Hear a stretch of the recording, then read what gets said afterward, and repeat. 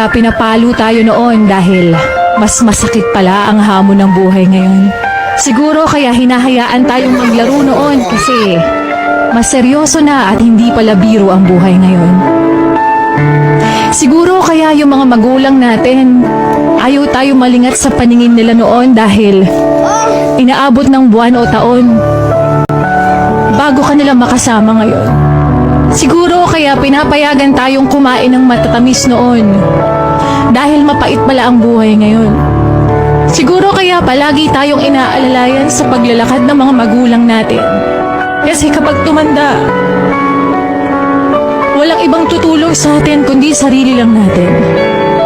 Siguro kaya masaya na tayo sa 10 piso noon dahil hindi mo pala basta-basta mabibili ang mga gusto mo ngayon.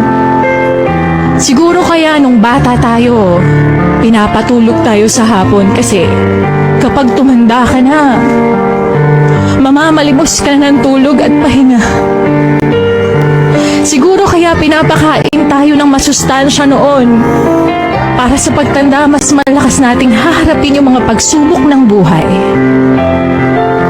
Siguro kaya kailangan sabay-sabay kumakain noon.